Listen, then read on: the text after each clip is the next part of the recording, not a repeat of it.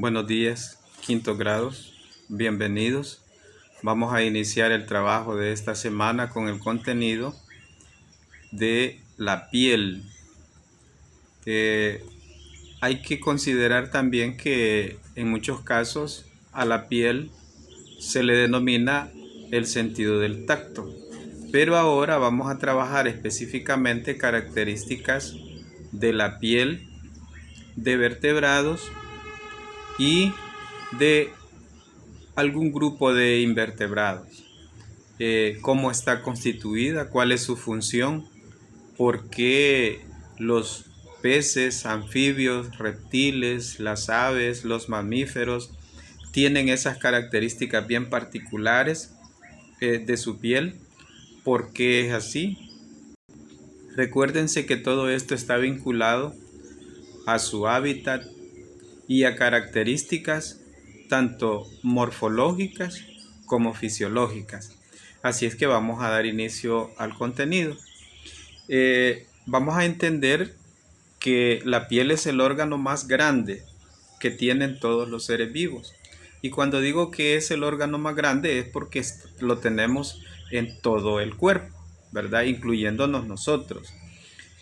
Sirve para protegernos, es protector, es su primera función, es como la función principal, aparte de producir sustancias, percibir sensaciones, regular la temperatura, entre algunas funciones generales.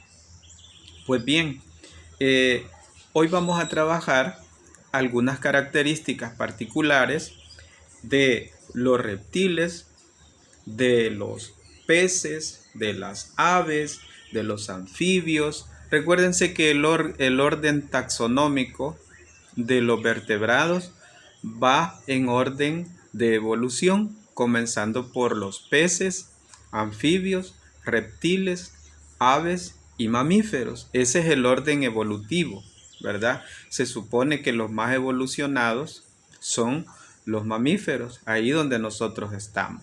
Vamos a comenzar. Vamos a iniciar con una definición general de qué son los animales vertebrados. Pues se llaman vertebrados porque tienen esqueleto. Tienen un esqueleto interno articulado que junto con el sistema muscular permite la locomoción de diversas maneras, ¿sí? Aparte que, pues sí, de ser un soporte para el cuerpo que permite el movimiento, tiene características importantes. Hay una columna vertebral formada por vértebras. Su cuerpo está dividido en tres partes o secciones: la cabeza, el tronco y las extremidades. Todos los vertebrados. Lo que sucede es que la morfología, o sea, la forma, a veces uno, dependiendo de qué clase de vertebrado sea, no se puede distinguir perfectamente dónde está la cabeza, el tronco y las extremidades. Pero sí, el cuerpo de todos los vertebrados está dividido en esas tres partes. Y obviamente hay una diferencia entre los machos y las hembras. La diferencia a veces es en el tamaño. Generalmente en muchas especies el macho es de menor tamaño que la hembra, y en otros es lo contrario, la hembra es más pequeña, pero por lo general el macho es más pequeño que las hembras, específicamente de los animales, ¿verdad? Aquí no estamos hablando del ser humano, que es otra cuestión. Y esta característica que yo les acabo de mencionar se llama dimorfismo sexual, o sea, cuando hay una diferencia del tamaño entre el macho y la hembra. Vamos a comenzar con estas 5 clases de vertebrados. Vamos a trabajar con los peces, anfibios, reptiles, las aves y los mamíferos, ¿sí? Aunque el orden en que los trabajemos acá aparezcan distinto al orden evolutivo, pues ustedes no se preocupen, ¿verdad? Porque no estamos hablando aquí de la teoría de la evolución, sino solamente de las características generales que tienen estos animales. Comencemos con los mamíferos, ¿verdad? Es como que iniciemos de los más evolucionados a los menos evolucionados. Los mamíferos prácticamente la piel de ellos se encuentra alrededor de todo el cuerpo y se compone prácticamente de 3 capas, ¿sí? La epidermis, la dermis y la capa subcutánea. A nosotros a veces nos cuesta diferenciar cuál es la epidermis, cuál es la dermis y cuál es la capa subcutánea. Cuando veamos el próximo tema, que es el sentido del tacto, vamos a poder diferenciar esas 3 partes principales de la piel de los mamíferos, ¿verdad? Y ahí estamos incluidos nosotros también. La epidermis la vamos a entender como la capa externa, ¿verdad? Esta es la epidermis en los mamíferos y también en nosotros. Contiene un pigmento, esta capa externa, que es el que le da el color a la piel que tenemos nosotros. Ese pigmento se llama melanina. Significa que los que tenemos la piel un poco de un tono más oscuro que otros y otras, nuestra piel produce más cantidad de melanina que los que tienen la piel más clara, ¿sí? Porque no vamos a hablar aquí de blancos y de negros, porque nosotros no tenemos definida esa característica racial en nuestro medio, ¿verdad? Porque aparte de esto ser un problema a veces en otros países con esto de la discriminación racial, pues nosotros sabemos de que aquí, aunque usted tenga el color de piel más claro que el mío, eso no lo hace un blanco, ni a mí por tener la piel así me hace un negro, ¿verdad? Porque eso es otra cosa. Nosotros pues a través de la historia se puede determinar esto, que somos producto de un mestizaje y no somos una raza pura, ¿verdad? Ni blancos ni negros, somos mestizos, estamos ahí como en un intermedio. Y que pues sí, hay personas que tienen la piel más clara, es cierto, ¿verdad? Y otros que la tienen más oscura también, pero eso no es el punto ahorita. Entonces, esta capa externa, ¿verdad? La epidermis es la que da el color de la piel. Luego viene la dermis, la que está abajo de esta capa. Esta capa prácticamente ahí es donde están los nervios, los sensores, si queremos llamar así, que son los que perciben las cosas, que gracias a ellas nosotros podemos percibir con el tacto, ¿verdad? Y emitir respuestas, ¿verdad? Que aunque nosotros no veamos lo que tocamos perfectamente por los conocimientos que tenemos y la experiencia anterior, podemos determinar qué cosa es. Y vaya, por ejemplo, el caso de los no videntes. El sentido del tacto lo tienen bien agudo, entonces en esta capa de la dermis, que es la segunda capa de la piel nuestra, ahí están los sensores del tacto y estas personas los tienen súper desarrollados porque se agudizan un poco más a falta del sentido de la vista, ¿sí? Luego tiene la capa subcutánea en la piel nuestra, que en esta capa pues prácticamente es donde está todas las glándulas sebáceas, las glándulas sudoríparas, ¿sí?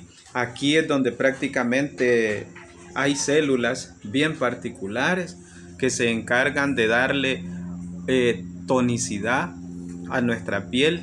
Y claro, en ciertas etapas como en la adolescencia, ¿verdad? En esta capa donde están las glándulas sebáceas se produce mucha grasa y por eso es que a veces aparece el acné, ¿verdad? Estamos hablando del ser humano. En otros mamíferos, pues eso no es así. Continuemos. La mayoría de mamíferos, ¿verdad? Aquí ya estamos hablando de los animales, tienen su cuerpo cubierto de pelo, ¿sí? Hay que tener cuidado con esto porque cuando hablamos de que tienen el cuerpo cubierto de pelos, significa de que hay animales que tienen diferentes tipos de pelo en su cuerpo dependiendo del hábitat donde están. No vamos a comparar nosotros, por ejemplo, el pelaje de un perro siberiano a un perro de nuestras zonas tropicales. Es diferente. ¿Por qué razón? Porque esto también determina el hábitat donde se encuentran. Aquel porque necesita tener un pelo más grueso, más largo, para que le ayude a contrarrestar los efectos del frío, de las bajas temperaturas. Aquí no se necesita eso, ¿verdad? Los osos polares, por ejemplo, están adaptados para ese ambiente y el pelo en su piel también tiene una función térmica para protegerlos del frío. Por eso hay diferentes tipos de especies, ¿verdad? Con esas características, pero adaptadas al medio en el que están. No todos van a ser iguales, ¿verdad? No vale la comparación. En los mamíferos, las extremidades normalmente tienen forma de patas, obviamente para poder desplazarse. Los mamíferos acuáticos las han transformado en aletas y hay mamíferos como el murciélago, pues que son voladores. El murciélago es ciego, ¿verdad? Y él tiene un sistema de ecosonidos para localizar lo que hay enfrente y no chocar, ¿verdad? Pero eso ya son características bien particulares de estos animales. Son animales de sangre caliente porque la temperatura de su cuerpo no cambia, aunque la del exterior esté cambiando, ¿verdad? El caso nuestro, ¿verdad? Que nuestra temperatura anda entre los 36, 36.5, 37 grados centígrados internamente, y eso es constante. Si sube nuestra temperatura interna, pues es porque ya estamos un poquito enfermitos, ¿verdad? Porque hay a lo mejor en nuestro organismo el efecto de algún organismo patógeno, un virus, una bacteria, que nos pueda producir una infección y alterar esa temperatura interna. Pero por lo demás, la temperatura interna de nuestro cuerpo siempre se va a mantener constante. Esa es una característica de los mamíferos. La respiración es pulmonar, ¿verdad? Eso significa de que ahí se toma el oxígeno del aire, ¿verdad? Y se da el proceso de filtración, ¿verdad? En el caso nuestro, ¿verdad? En los pulmones se libera el CO2, que es un gas tóxico, y se queda el oxígeno, ¿verdad? Porque ahí va mezclado en lo que nosotros inspiramos. La mayoría de mamíferos son vivíparos, porque ya nacen del vientre de la madre. Y la mayoría, pues, en su boca tienen labios y tienen dientes para el proceso de masticación y de digestión, de diferente manera, ¿verdad? Unos con unos dientes adaptados para lo que comen, que no es igual al nuestro, ¿verdad? El caso de los felinos, por ejemplo, que tienen sus caninos súper desarrollados porque ellos matan por estrangulación y los deben de tener así para poder conseguir su comida. Luego tenemos las aves. Pues las aves prácticamente sabemos que su piel está cubierta de plumas y de todos los colores que usted se pueda imaginar. Unas aves muy bonitas, ¿verdad? Exóticas le llaman algunos, ¿verdad? Aquellas que son bien particulares, que pareciera que un pintor, ¿verdad?, ha diseñado esos colores en sus plumas, pero ya es su genética, ya es su morfología de esa manera, y así será la descendencia, idéntica a la madre, ¿verdad? Pues las aves, la piel la tienen cubierta de plumas, les sirven como aislantes térmicos. Sin embargo, las patas, en las patas la piel está cubierta de escamas, como la de los reptiles. Cuando dice que las plumas sirven como aislantes térmicos, les voy a poner un ejemplo. Regular la temperatura es una de las funciones de las plumas, así como nosotros, ¿verdad? Que cuando sentimos frío, el organismo inmediatamente empieza a temblar. Al temblar se genera calor para regular la temperatura. Pues entonces en las aves no es que tiemblen, ¿verdad? Sino que las plumas hacen la función térmica para evitar que la temperatura interna, como es constante, baje y eso pueda producir la hipotermia en las aves y puedan morir de frío. Claro que hay unas que les toca, ¿verdad? Que esos cambios bruscos de clima en ciertas regiones pues matan muchas aves por hipotermia, a pesar de tener esa función las plumas, ¿verdad? Sin embargo, hay que tener en cuenta de que las plumas son térmicas, son aislantes. Hay un detalle bien particular, también las plumas, fíjense que cuando está lloviendo, y estoy hablando de las aves silvestres, ¿verdad? Ellas, cuando están a la intemperie y está lloviendo, las plumas se recubren de grasa. Tienen una glándula que las recubre de grasa. La glándula está en una parte del cuerpo de las aves, se produce la grasa y va a impermeabilizar las plumas y el agua solo resbala para no mojarse, ¿verdad? Hasta esa función tienen las plumas en el cuerpo de las aves. Les mencionaba también de que en las patas las aves tienen escamas y esto viene relacionado con aquella teoría de la evolución, ¿verdad? De que una clase de vertebrados todavía tiene características de la clase evolutivamente anterior, ¿verdad? Es como los reptiles, ¿verdad? Las aves en las patas tienen escamas igual que los reptiles, porque en el orden evolutivo antes de las aves están los reptiles y por eso dice que todavía tienen esas características. Ojo, algunas aves no pueden volar. El caso del avestruz y el pingüino, ¿verdad? Que son aves. Y el por qué no pueden volar, vaya, les voy a poner el ejemplo del avestruz. Porque hay un problema de morfología y de anatomía, si se puede llamar así, porque por ejemplo en el avestruz las alas son muy pequeñas, dicho de esta manera, comparado con la masa corporal y mucho pesan, ¿verdad? Entonces no pueden elevar el vuelo y por esa razón pues no vuelan. Sin embargo lo compensan de otra manera porque son llamadas aves corredoras, ¿verdad? Las avestruces son expertas en eso y pueden correr a una velocidad exagerada, ¿verdad? Y lo pueden hacer por mucho tiempo, ¿verdad? Esto lo compensa, ¿verdad? Con aquello de no poder volar.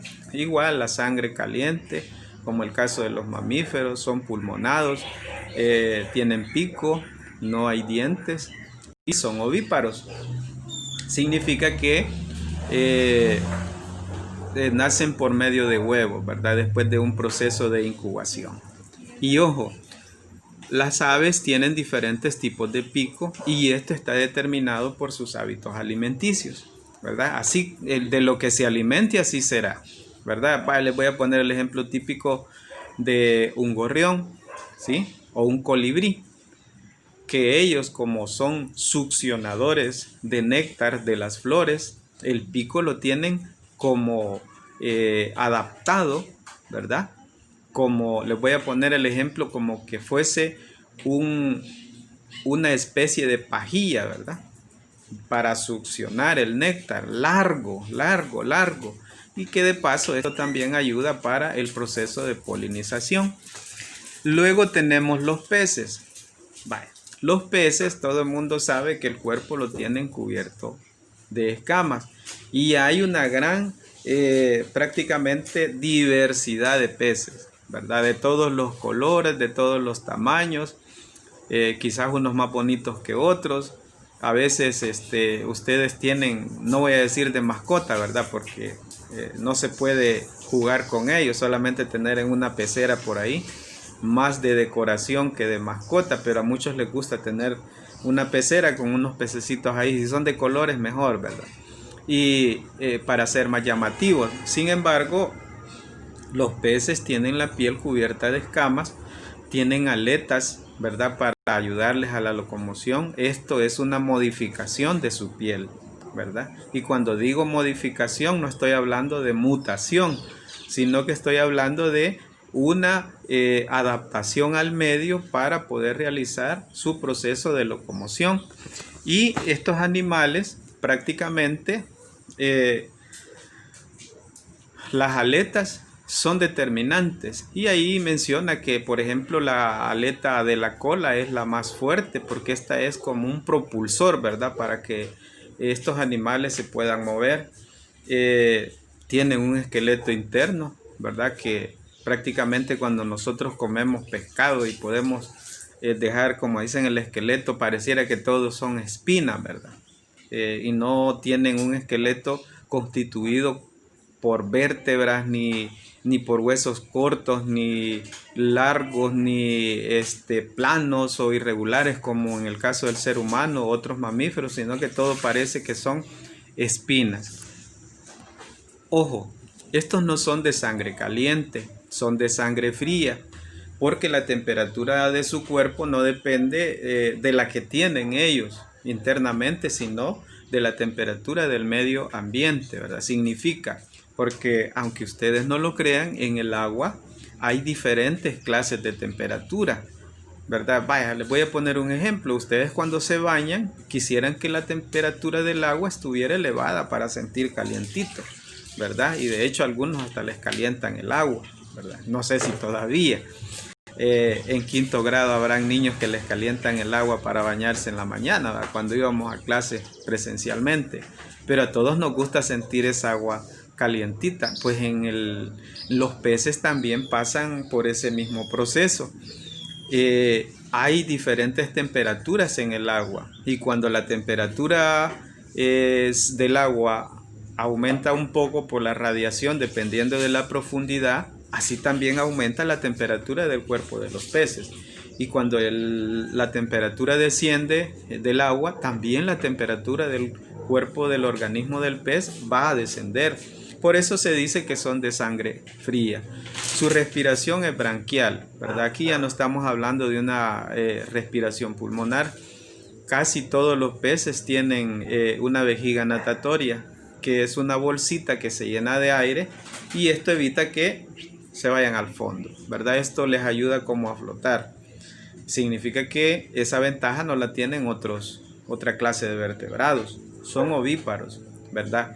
Depositan grandes cantidades de huevecillos que son fecundados externamente por los espermatozoides del macho, y de esa manera se fecunda, ¿verdad? Ellos no tienen nunca un contacto para fecundar, sino que cada quien deposita en el agua, suelta en el agua, las hembras sus óvulos, los huevecillos, y los machos sus espermatozoides, y ellos se encuentran en el agua, se fecundan, y ahí surge la fecundación y se da el proceso de reproducción externa de esta manera. Luego veamos los anfibios. Pues los anfibios prácticamente es un ejemplo de vertebrados con características bien particulares. La piel de los anfibios es lisa, es húmeda y prácticamente no tiene nada, ¿verdad? Y cuando digo lisa y húmeda es porque ahí no hay pelos, no hay plumas, no hay escamas, no hay nada. Lisa, lisa totalmente. Y el espesor de la piel de cada anfibio varía, ¿verdad? Hay unos que la tienen un poquito más gruesa, hay otros que la tienen más delgadita, y esto depende del hábitat donde ellos estén. Respiran a través de la piel. A eso se le llama una respiración cutánea. Significa que también los peces respiran por pulmones, pero también lo hacen por la piel. Esta es una característica bien particular. Algunas especies de anfibios tienen glándulas en la piel que producen sustancias tóxicas, venenosas. ¿Qué significa esto?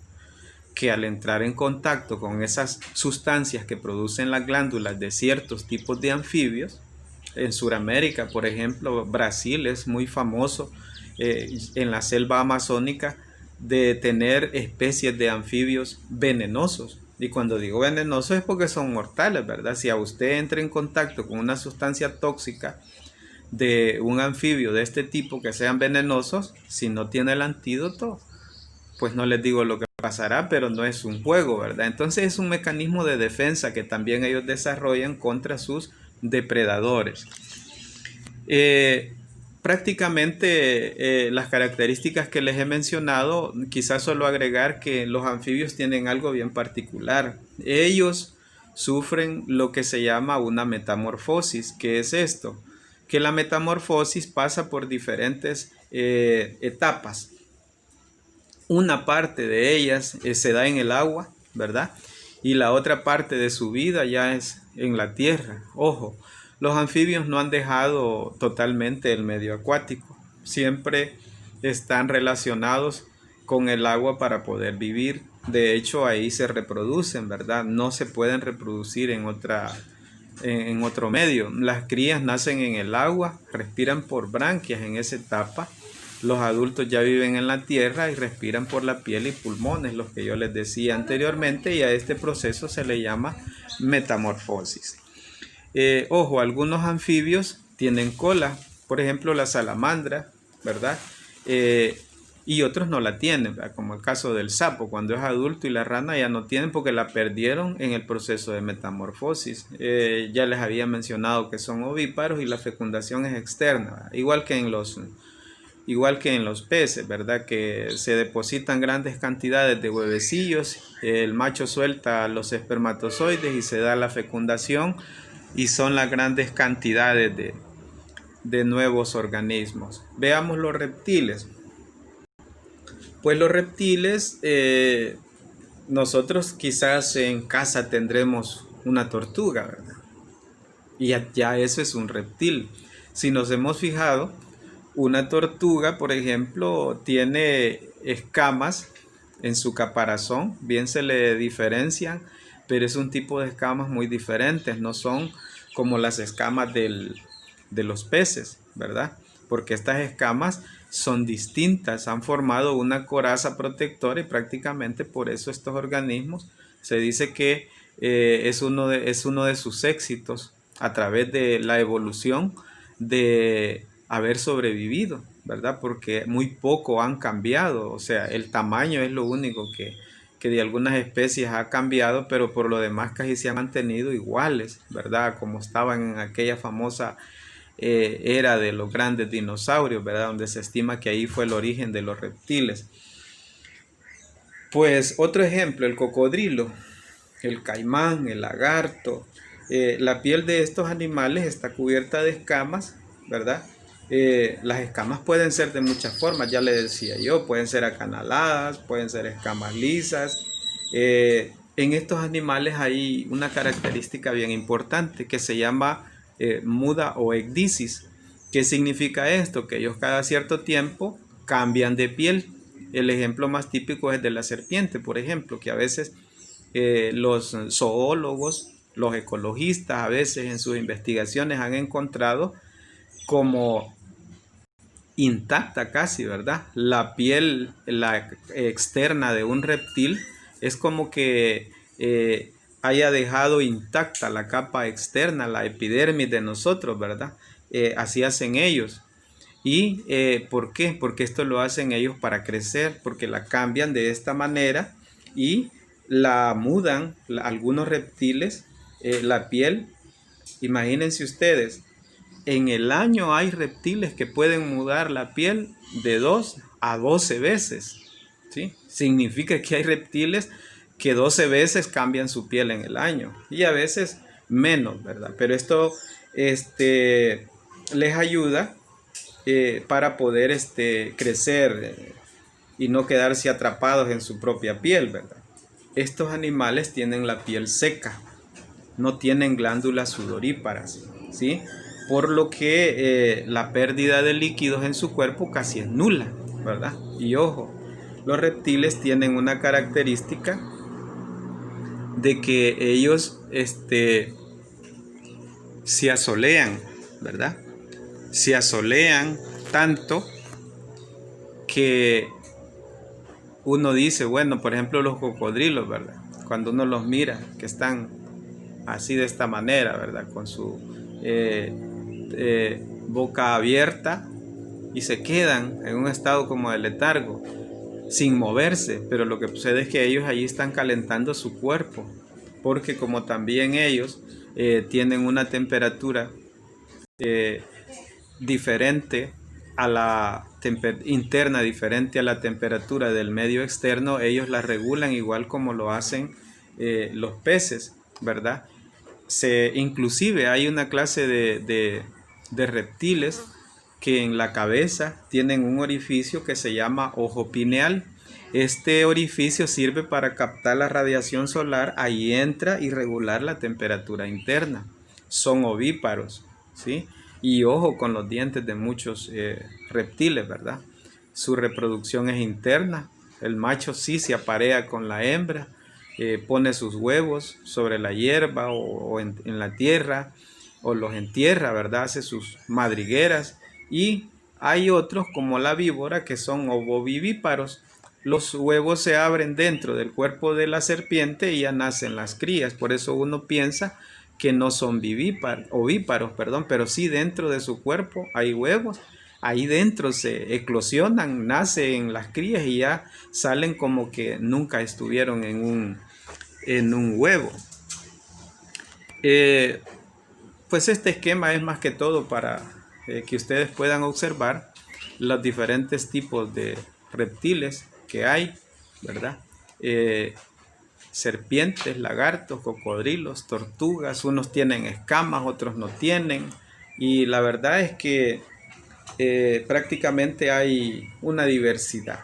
También hay otra clase de animales que se llaman cefalópodos, como por ejemplo el pulpo. Un cefalópodo es prácticamente el ejemplo más típico es el pulpo. Fíjense que en el pulpo el cuerpo, la piel del pulpo posee unas células pigmentarias que reflejan y refractan la luz.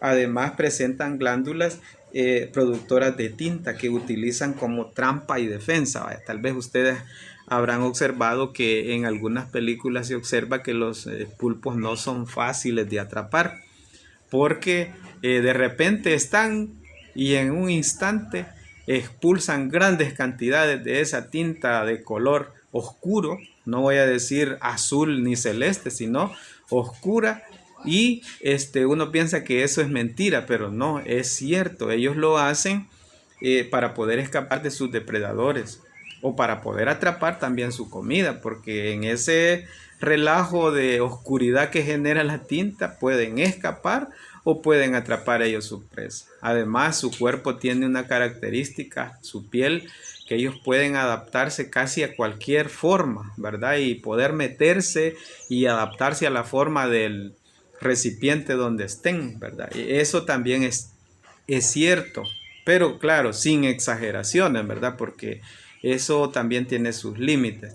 Pues bien, hemos hablado prácticamente de la característica de la piel de los peces, anfibios, reptiles, aves, mamíferos, y he terminado con estos cefalópodos como por ejemplo el pulpo, ¿verdad? Que es una característica bien especial de su piel, por eso la hemos mencionado. Así es que espero que toda esta información, recuérdense, el tema es la piel, pero nosotros hemos hablado de las características generales de los vertebrados, ¿verdad? Como información extra, ¿verdad? Pero aquí el punto es la piel. ¿Cómo tienen la piel los peces? Cubierta de escamas. ¿Cómo tienen la piel los anfibios? Los anfibios tienen piel lisa y húmeda. ¿Cómo tienen la piel los reptiles? Cubierta de escamas. ¿Cómo tienen la piel las aves? Cubierta de plumas. Y los mamíferos generalmente de pelos, ¿verdad? Con raras excepciones por ahí. Bien, espero que esta información sirva de refuerzo a este contenido que hemos trabajado esta semana. Pasen buen día.